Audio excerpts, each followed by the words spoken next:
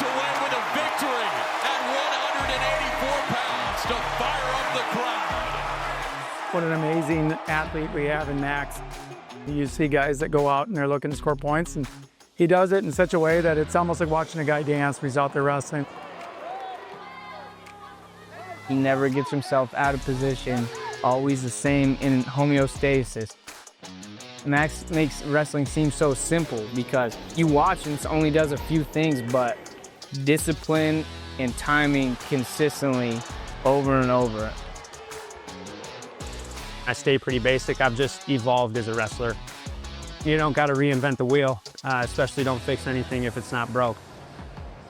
It's a mindset really at the end of the day. Going out there and kind of just putting it on a guy.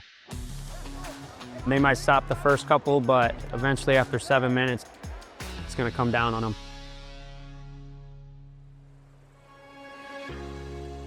I'm from Waconia, Minnesota. It's about 45 minutes west of here. I was in first grade when I started wrestling. Here you go, Max. Come on, Max! The reason I really like wrestling is because when you step out there, there's nobody else that really determines your fate. It's you versus the other guy. My 7th grade year, I made the state tournament. I was the first 7th grader in our high school's history to do that. I was hoping to be a 6-time state entrant. That was the goal, but I didn't make it my 8th grade year. I moved to Waconia Max's 8th grade year. I saw him in the practice room and he was cutting weight every day, sweatpants, sweatshirt. And I just went up to him and I said, hey, I think you can just learn basic stuff and you can be a great wrestler. You're not gonna cut weight anymore. That advice that he gave me was the best thing that he could have done for me. I made the jump from 132 in 8th grade to 170 pounds my freshman year, and then I ended up winning 4 straight state titles. He brought him to another level that Max didn't know he had. Without Derek, I truly believe Max would be playing football somewhere.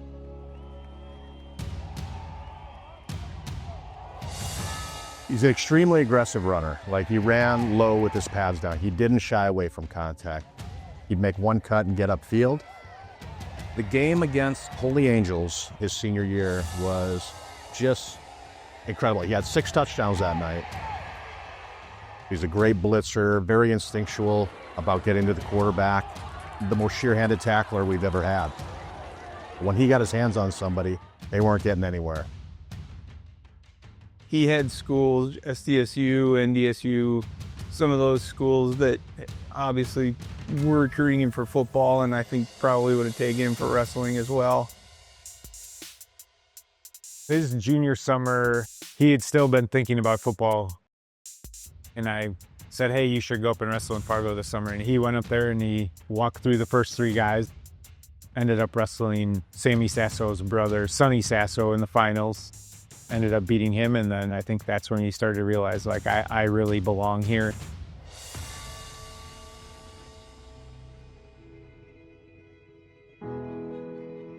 I was set on playing college football, but obviously that didn't work out.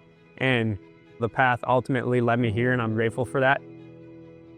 I think his freshman year went as well as you could almost expect it. It was interesting to watch him wrestle some of the best guys in the country. And you could tell that they feared, wow, like, this kid's putting it on me and he's putting it on me hard. He got a chance to wrestle against one of the best wrestlers in the country in the Big Ten finals. I knew it was going to be a fight. He's a guy that likes to bring a lot of pressure. And so my job was to not let him do that. Got an early takedown. But he got a takedown in the second period. And when you go and wrestle a guy like that, you're going to have to come out there and fight. Starachi, the king, your Big Ten champion for the 3rd time. He's going down in the history books for a reason, and he's a really good competitor. And, I'm sure his name is going to be up at the top for a while, but, so is mine. So I'm sure we'll see each other down the road. NCAAs, I think he could feel the environment, and I think he thrived in it. Maybe a lot of young guys, they're kind of trying to hold on for the win, but, in all these matches, he was wrestling whistle to whistle and embracing that environment. That semifinals match against Keckeisen was an amazing match. I mean, both guys warriors and battling back and forth, some really good opportunities. And You could see as the match went on, I almost had this sense that I felt like things were starting to shift in our favor, which was really exciting. McEnelly needs to move him back to the center. He's pushing him back in. He's stepping over. Look at the Funk Master. The Funk Master. I was inches away probably from securing that takedown, so people would probably think I'm crazy for how many times I've watched that back, and, wishing I had that split moment back. But, the reality is you don't get those moments back. The only thing you can do is really learn from it. It's tough to make the semifinals of the NCAA tournament and then to come back and get third, because you still got to face, those top 5 guys. And so my goal is to just go out there and do it.